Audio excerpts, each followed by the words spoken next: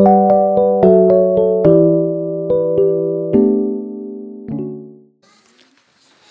오늘 웨스트민스터 신앙고백서 제21장입니다. 경건한 예배와 안식일에 관하여 라는 주제로 오늘 오후 예배 말씀을 나누겠습니다.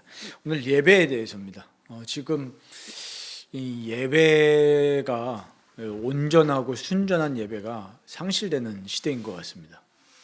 그러니까 하나님이 우리에게 말씀을 통해서 규정해 놓으신 대로 예배하는 것이 아니라 사람이 만들어낸 또 사람의 어떤 육신의 편안함에 맞춰서 예배를 규정하고 그러므로 인해서 많은 것들이 타락하는 그런 시대 같습니다. 오늘 이 예배에 대해서 우리가 배울 때 우리가 진짜 성경이 우리에게 말씀하시는 규정해 놓으신 예배가 뭐냐, 이것들을 우리가 잘 배우고 또 그대로 우리가 또 실천하는 그런 귀한 시간이 되었으면 좋겠습니다.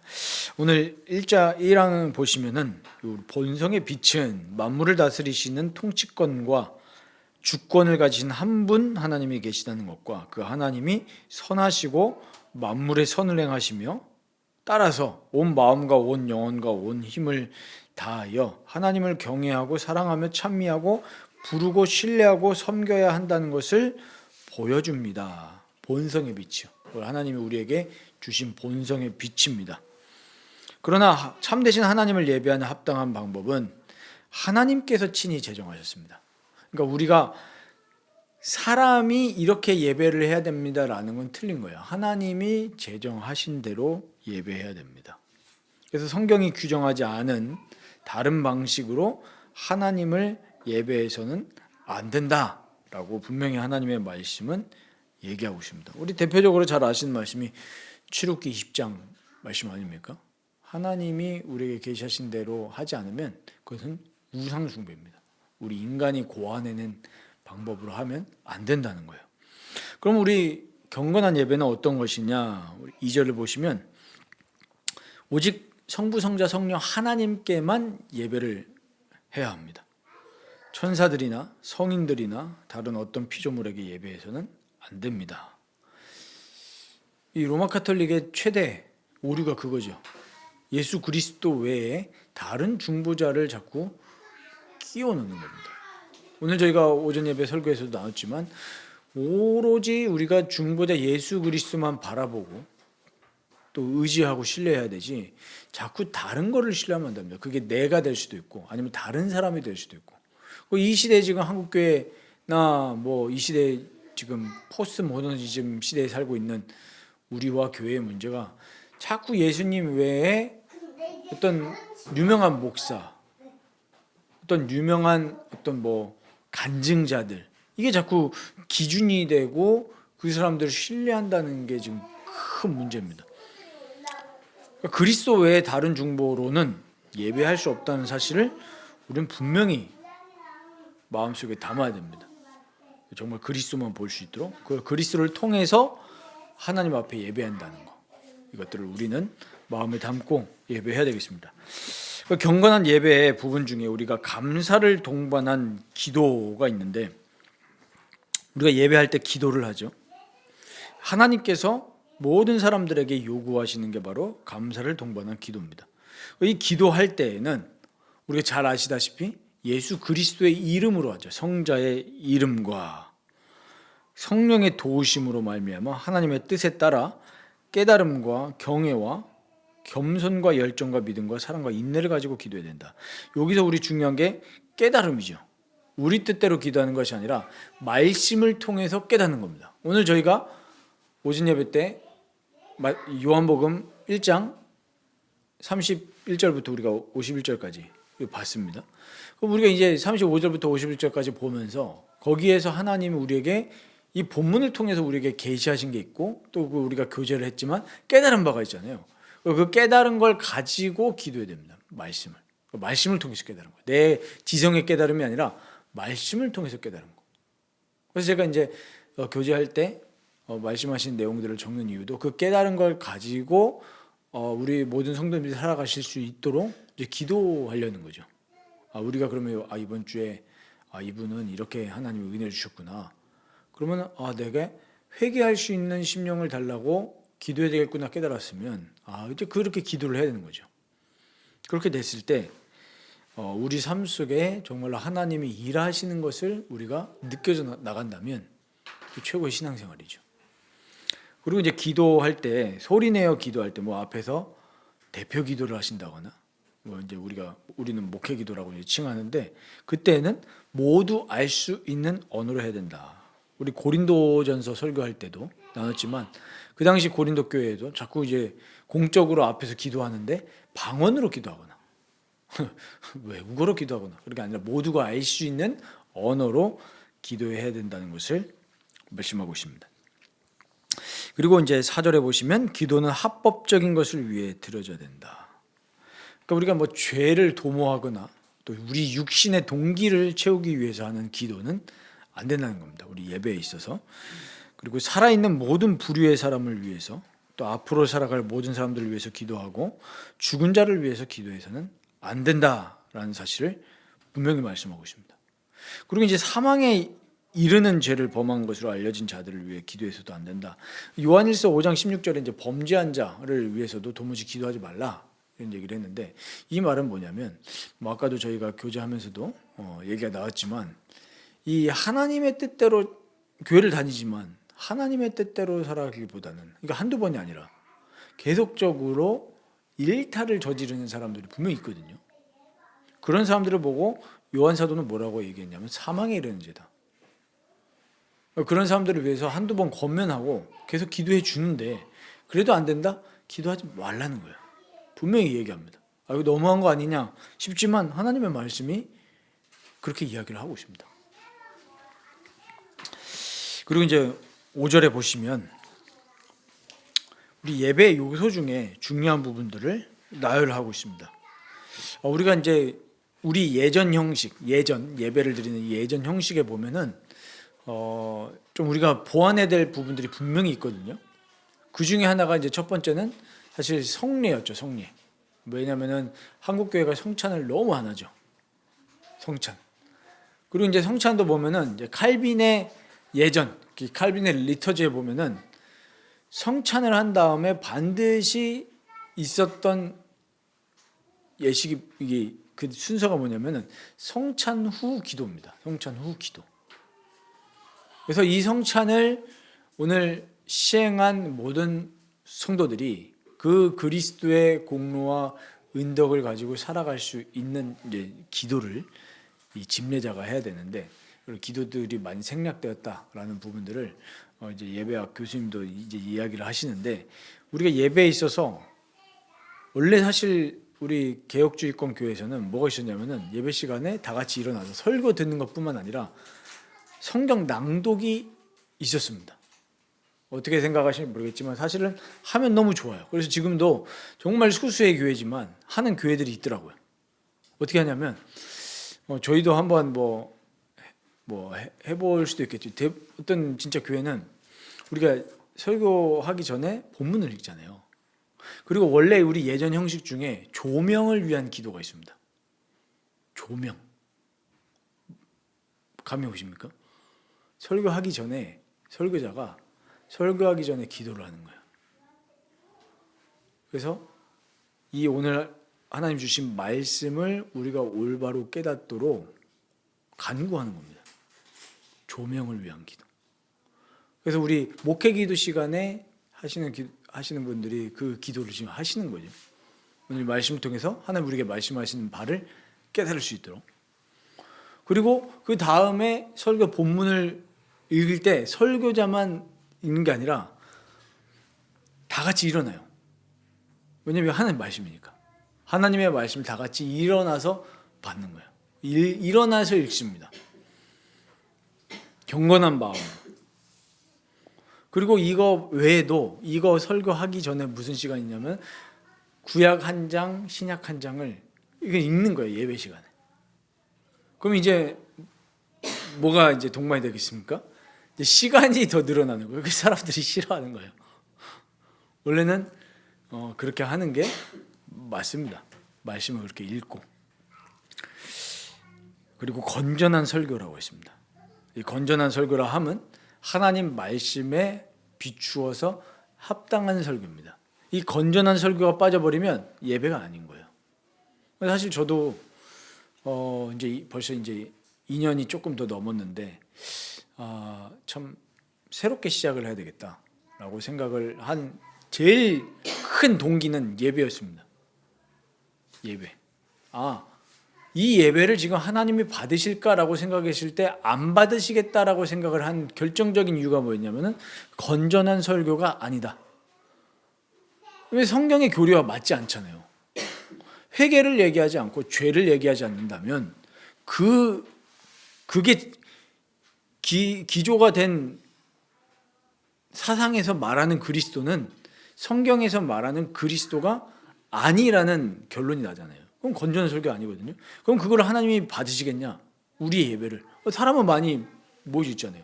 뭐 우리 장로님은 상상이 가시겠지만 공간 안에 공간도 얼마나 크고 많은 사람이 앉아 있습니까? 뭐 찬양도 우리가 뭐 다 아는 똑같은 다 찬양하고 사도신경 고백하고 하지만 건전한 설교가 아니다. 그 제일 안 좋은 요소가 뭡니까? 설교를 영상으로 대체한단 말이에요. 그거는 아니죠. 이거는 지금 합당한 예배가 아니다. 예배를 안 받으신다. 그것만큼 우리 인간에게 비참한 일이 없거든요. 나의 예배를 하나님 받으시지 않는다. 그럼 사실 그 인생 끝이거든요. 우리가 예배하기 위해서 짐을 받았는데 하나님이 예배를 안 받으신다? 그거는 이 죄가 해결이 안 된 거죠. 근데 왜 죄가 해결 안 되냐? 죄를 얘기하지 않고 회개를 얘기하지 않는데 어떻게 죄에서 돌이키겠습니까? 그러니까 지옥에 갈 명목상 그리스도인들이 너무 많은 거예요. 사실은 우리가 굉장히 이 스팔련 목사님이나 이런 우리 이분들은 굉장히 그 두려움을 가지고 설교를 했다고 하지 않습니까? 이 지금 공간 안에 지옥에 갈 사람들이 너무 많다. 그래서 두려움으로 떨림으로 하나님의 말씀을 강력하게 선포했는데 하나님이 성령으로 은혜를 베푸시고 회개의 영을 주시니까 많은 사람들이 각성하고 돌아왔습니다. 지금 우리 한국 교회 안에 그런 일이 일어나야 될 줄 믿습니다. 그럼 우리가 먼저 하나님 앞에 엎드려야 돼요. 자복하고 엎드려서 정말 우리가 하나님을 예배하지 않았습니다. 돈을 예배했고 성공을 예배했고 건강을 예배했고 나를 예배했습니다. 이걸 회개하고 하나님을 예배해야 돼요. 그러면은 그 예배에 지금 들어가야 되는 게 성경 낭독, 건전한 설교, 그리고 하나님께 순종하기 위해서 이해와 믿음과 경외감으로 하나님의 말씀을 바르게 듣는 겁니다. 하나님의 말씀을 어떤 자세로 들어야 된다고요? 순종하기 위해서 들어야 되는데 지금 많은 이 시대에 교인들이 설교를 왜 듣습니까? 평가하기 위해서 듣는 경우가 많아요. 이유 한번 대볼게요. 이 목사님은 설교가 은혜로워 하고 그 교회로 옮기잖아요. 그렇죠? 이 목사님 설교가 좀 별로야. 옮기잖아요. 그러니까 나를 지금 내 은혜 받기 위해서 듣는 거지 하나님께 순종하기 위해서 말씀을 듣는 게 아닙니다. 그러니까 다 평가하기 위해서 듣는다니까요. 그러니까 내가 또 우상이 된 상태로 예배하고 있는 거예요. 사실은 예배를 하나님이 안 받으실 가능성이 크다라고 생각이 됩니다. 내가 깨닫기 위해서. 그게 아니라 순종하기 위해서 하나님의 말씀을 들으시기 바랍니다. 그렇지 않으면 우리는 위선자입니다. 그리고 마음에 있는 은혜를 동반한 시편 노래라고 되어 있습니다. 시와 찬송으로 우리 그 에베소서 5장 19절에 나오죠. 이 시에 대해서 사람들마다 견해가 좀 다른데 보통 통상적으로 우리 성경에서 시라고 했을 때는 시편을 이야기를 합니다. 그러나 우리가 신령한 노래, 어떤 우리의 신앙 고백적인 것들, 그런 것들도 무시하는 건 아닙니다. 그러니까 우리가 뭐 이 시편으로만 곡을 지어서 찬송해야 된다라는 건 너무 좀 엄격하고 우리 찬송가에 수록된 곡들도 우리 충분히 할 수 있는데 어쨌든 중요한 거는 삼위일체 하나님을 찬양하고 경배하는 내용이어야 되겠죠. 우리가 시편 찬송도 한번 해봤지만 어쨌든 뭐 그것만 해야 된다라고 또 이제 비판하는 또 다른 시편 찬송 외에 다른 찬송하는 사람 또 비판하는 또 시편 찬송을 좋아하시는 분들이 있는데 너무 그거는 이 율법주의적이고 어쨌든 우리가 하나님을 올바르게 찬양해야 되는 것도 맞는 것이죠. 그리고 이제 성례에 대한 부분, 성례를 합당하게 집례하고 합당하게 받는 것 이런 것들이 모두 다 일반적인 하나님을 향한 일반적인 종교적 예배의 모든 부분들이다라고 설명을 하고 있습니다. 그리고 이제 6절에 보면은 이제 기도에 대한 부분이 나오는데요. 이 기도와 예배가 이제 복음 시대 그리스도께서 이제 오신 이후로부터는 어디서 행해지고 어디를 향해 있는가에 매이지 않습니다. 예수님이 오신 이후로 이제 성전은 어디입니까? 건물 성전이 아니라 예수 그리스도를 주로 모시고 있는 모든 사람들이 바로 성전입니다. 그래서 우리가 예배당에 대해서 성전이라고 칭하는 자체가 굉장히 신학적인 무지입니다. 예배당이지 우리 보통 예배당 뭐 교회 건물 건축할 때 뭐라고 합니까? 성전 건축 이러잖아요. 사실은 굉장히 이제 신학적으로 안 맞습니다. 그 교회에 물론 우리가 이 주의 성도들이 모인 자리에 하나님이 임재하시지만 그 건물에만 임재하시는 게 아니거든요. 그래서 성전 건축은 사실은 좀 틀린 말이죠. 성전이 아니라 예배당이라고 칭함이 옳은 줄 압니다. 그래서 우리가 특정한 장소에서만 예배하는 것이 아니라 하나님은 모든 곳에서 영과 진리 안에서 경배를 받으셔야 되기 때문에 우리의 예배는 매일 예배해야 되고 또 사적인 가정에서 그리고 은밀하게 홀로 예배드려야 된다. 예수님도 골방에서 기도해야 된다는 것을 분명히 얘기하셨죠.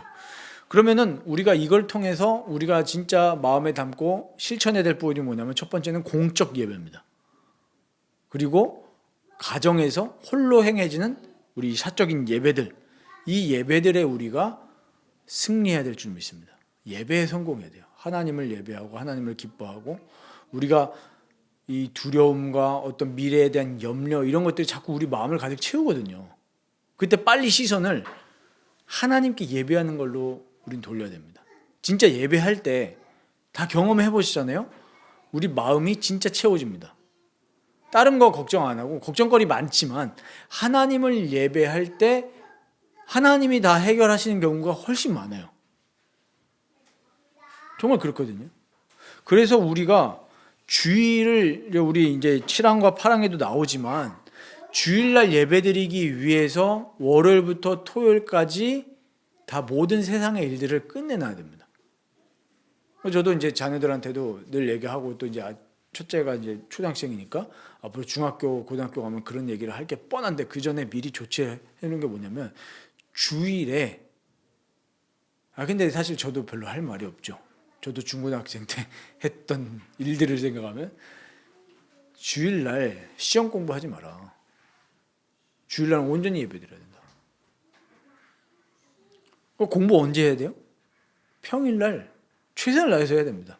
그럼 어른도 마찬가지죠. 우리 사업하시는 분들도 있을 수 있고 또 그냥 직장생활 하시는 분들도 있지만 우리의 모든 이 세상에서의 일과의 모든 업무를 월요일부터 토요일까지 다 해결해야 됩니다. 그거 해결 안 하고 주일날 와가지고 예배하고 있는데 딴 생각하고 있다. 온전히 하나님께 예배하지 못하거든요. 그래서 우리가 하나님 말씀에 입각해서 말씀을 따라가야 되는데 우리도 모르게 자꾸 세상에 영향을 받아요. 그러니까 일단 사업하시는 분들은 무슨 생각이 듭니까? 주일날 온전히 예배하고 이런 것보다 남들은 주일날 다 영업한단 말이에요. 식당 같은 경우 봐도. 그럼 주일날 문 닫는 게 굉장히 인간적으로 봤을 땐 손해예요. 어떤 이런 분들이 있으면 타협하는 분들이 있어요. 사장이니까 나는 예배 드리고 있고 주일날 어떻게 해요? 가게 문이 열리고 이제 직원들을 굴리는 거죠. 근데 우리가 성경 말씀에 입각하면 그것도 하지 말아야 돼요. 나와 관련된 모든 사람들이 주일날 안식하면서 하나님을 예배할 수 있도록 해야 됩니다. 그래서 우리는 이 공적인 예배, 주일날 공적인 예배에 최선을 다해서 준비하고 엄숙히 예배드리고 우리가 평일날에는 우리 가정 예배 또 개인의 예배에 승리해야 될 줄 믿습니다. 우리 7절에 보시면 이 하나님을 예배하기 위해서 적절한 정도의 시간을 구별하는 것은 하나님이 만드신 자연의 법칙입니다. 그래서 하나님은 하나님의 말씀을 통해서, 율법을 통해서 모든 세대의 모든 사람들에게 7일 중 하루를 안식일로 지정하셨습니다. 하나님께서 거룩하게 지키게 하셨습니다. 이것은 적극적이고 도덕적이고 영구적인 명령입니다. 그래서 이 지구를 살아가는 모든 사람들은 일주일에 하루를 반드시 쉬면서 하나님께 예배하는 게 법칙이에요. 이 법칙대로 살면 가장 평안하고 가장 안정적이고 가장 성공의 길로 가는 겁니다. 근데 우리가 인본주의적인 사상이 들어와서 주일날도 내가 남들보다 앞서가려면 일해야 된다, 더 공부해야 된다, 이런 사상이 우리도 모르게 들어와 있는 거예요. 그런데 그것은 우리 인간이 생각한 법칙이지, 하나님의 법칙은 안식하며 예배하는 게 하나님의 법칙이에요. 그래서 우리 기독교인들이 너무 이 세상에 자꾸 영향을 받는단 말이에요. 예를 들면 예전에 제가 정확히 기억이 안 나는데, 참 우리가 이런 부분을 세상과 좀 적극적으로 목소리를 내고 싸우고, 가능하다면은 우리가 조직적인 목소리를 내서 좀 소리를 내야 됩니다. 예를 들면 이제는 토요일 날도 우리가 다 쉬잖아요. 거의 뭐 우리가 특별한 직종이 아닌 이상 뭐 거의 토요일 쉬는데, 자격증 시험들 보면 대부분 언제 있습니까? 주일날이 있어요. 토요일은 뭐 하고요? 이렇게 이 예배에 대해서 기독교인들도 조차 생각 없는 거예요. 그러니까 어쩔 수 없어 이러잖아요. 그러면은 우리가 진짜 안식일과 이 주일에 대해서 엄격하게 우리가 순종을 하고 살아가겠다는 마음이 생기면, 우리 이럴 때 기독교인들 뭘 해야 되냐면 목소리를 내서 이 법안도 올릴 수 있는 그런 생각도 해야 되는 겁니다. 우리가 예전에도 말씀드렸지만 세속 정부는 무엇을 위해서 있는 겁니까? 하나님을 위해서 있는 거예요. 그러면 하나님이 그 국가에 칼을 왜 주셨냐면은 우리 이 신앙의 자유를 방해하기 위해서 칼을 주신 것이 아니라 신앙을 돕고, 또 그 다음에 이 범죄자들을 처리하고 또 이 선량한 사람들을, 시민들을 보호하는 데 그 역할이 정부에 있거든요. 그래서 정부는 예배에 협조해야 함이 마땅한 겁니다. 왜냐하면 하나님이 권력을 그래서 주셨기 때문이죠. 그래서 우리가 주일날 예배에 승리할 수 있도록 우리가 시간을 구별하고 거룩하게 지키는 일에 힘써야 됩니다. 이 안식일은 태초로부터 그리스도의 부활까지는 일주일의 마지막 날이었습니다. 언제죠? 토요일이었습니다. 그러나 그리스도의 부활 이후로는 한 주의 첫째 날로 바뀌었습니다. 첫째 날이 월요일입니까? 주일입니까? 주일이죠. 세상에서는 자꾸 월요일이라고 얘기하는데, 우리가 주말 이러니까 토요일, 주일이 한 주의 마지막이라고 생각하고, 제가 산 그러니까 다이어리도 보면은 제 종이 때문에 어쩔 수 없이 이 다이어리를 샀는데, 다이어리를 보면은 프랑스산이거든요. 한 주의 시작이 월요일 돼 있고, 이 다이어리 칸을 보면은 마지막이 토요일, 주일이에요. 뭐 저 입장에서는 뭐 크게 쓰기 불편하지 않은데, 어차피 이제 이 주일날까지 이 사역으로 연결돼 있으니까 월요일부터 설교를 준비해가지고 주일까지 이어지니까 그런 면에서 불편하지 않은데, 이 세상은 그렇게 흘러간단 말이에요. 근데 한 주의 시작은 주일이 기준입니다. 그래서 우리가 주일에 예배하고 또 하나님의 은혜를 받고 한 주간을 또 살아가는 거죠. 그래서 세상 끝날까지 이 기독교 안식일로 우리 주일이 계속 지켜져야 됩니다. 우리 8절에 보시면 이 안식일은 주님께 거룩하게 지켜져야 하는데, 이날의 사람들은 그들의 마음을 올바로 준비하고 그들의 일상적인 일들을 한 주간 꼭 정돈해야 됩니다. 세상의 일들과 오락에 관한 그들의 일과 말과 생각을 일체 중단하고 온종일을 거룩하게 안식해야 됩니다. 온종일입니다. 그래서 이 세상의 타락은 하나님을 예배하지 않는 것에서 오기 때문에 1차적으로 이 기독교인들이 올바르게 예배하지 않는 겁니다. 그 책임이 있습니다. 기독교인들조차도 주일날 그냥 의무적으로 그냥 예배하고 그냥 설교만 들으면 끝이다, 이 생각하니까 온전한 예배가 지금 이루어지지 않는 거예요. 그러니까 같이 타락해버리는 거죠.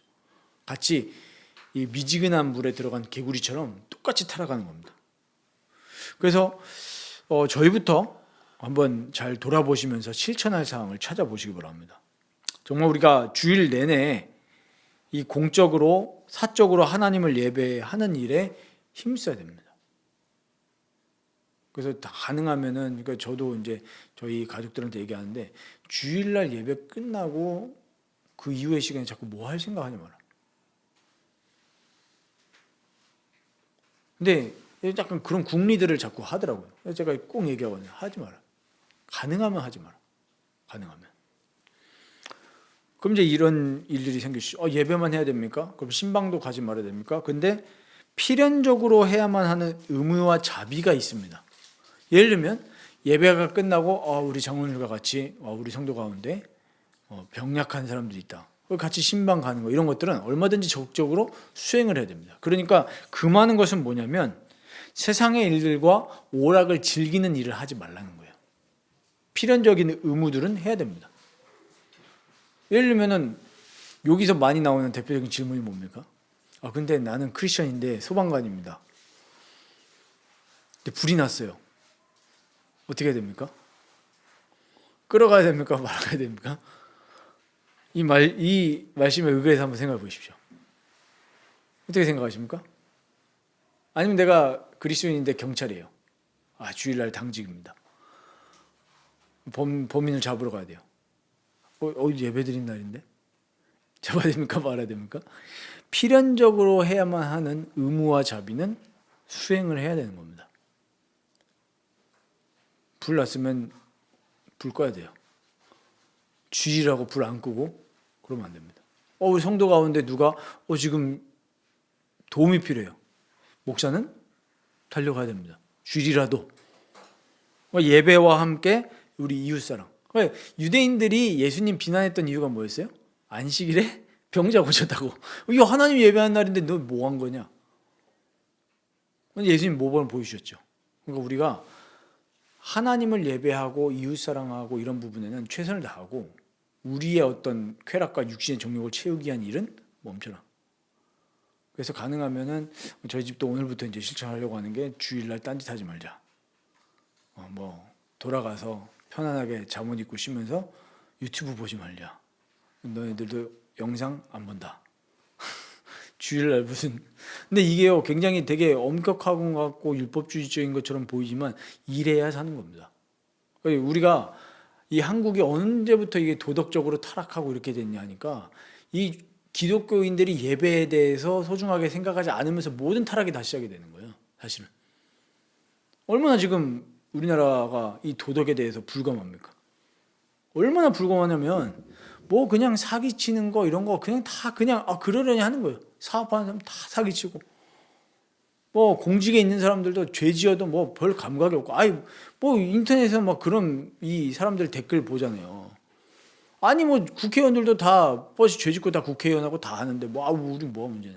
이게 지금 도덕적 이 회의감이 장난 아닌 겁니다.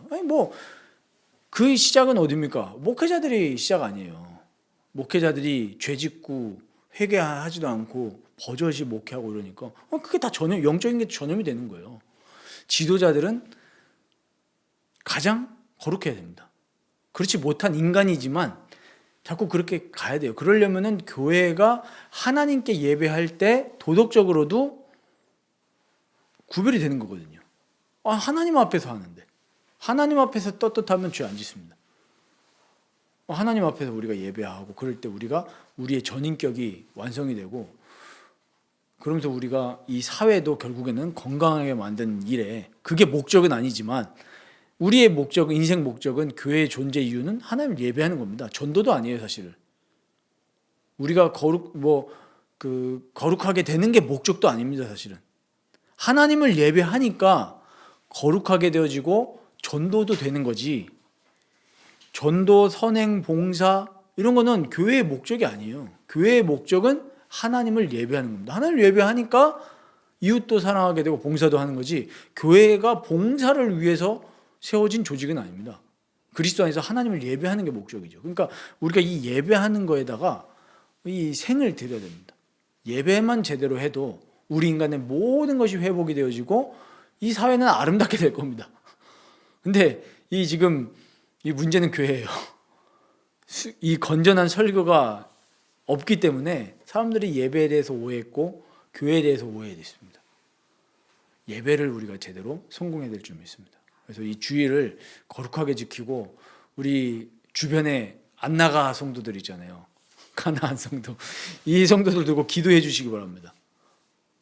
이거 공멸이다. 우리가 예배를 실패할 때 후대 죽는다. 후대 죽어요, 정말로. 부모가 제대로 예배하면 후대는 삽니다. 하나님이 그 가정에 이 복을 안 주실 리가 없거든요. 우리가 하나님을 경배하고 찬양하는데, 우리가 하나님을 경배하고 찬양한다면 우리 나라도 하나님이 건강한 모습으로 회복시켜 주실 줄 믿습니다. 저 북한도 마찬가지죠. 저 북한에서 지금 숨죽이고 예배하는 사람들이 있는데, 우리가 그들을 위해서라도 진짜 뭐 그들을 위해서 예배하는 건 아니지만 예배하면서 우상 숭배하다가 북한이 저렇게 된 거 아니에요. 결국엔 신사참배에서 굴복한 거 아닙니까? 저 북한 땅에서 하나님 예배하지 않고. 그러니까 지금 이 저 북한 땅은 뭐 요즘 이런 말 하면은 뭐 모르겠습니다. 뭐 끌려갈지 모르겠지만 이 김씨 일가를 우상 숭배하고 있는 거 아닙니까? 완전히. 여긴 종교 집단이에요. 저기는. 어느 학자들은 저기를 종교라고 분석하는 카테고리에 묶는 학자들도 있더라고요.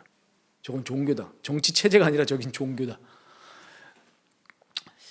저들이 진짜 해방이 될 때, 정말 우리가 그리스도 안에서 하나님을 예배할 때 이 땅의 모든 죄와 저주, 그런 마귀의 사슬들이 다 풀어지는 겁니다.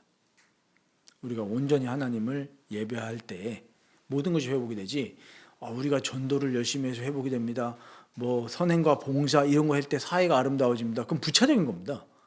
예배하지 않는데 그 선행 봉사 이런 것들은 타 종교에서도 다 하는 건데요.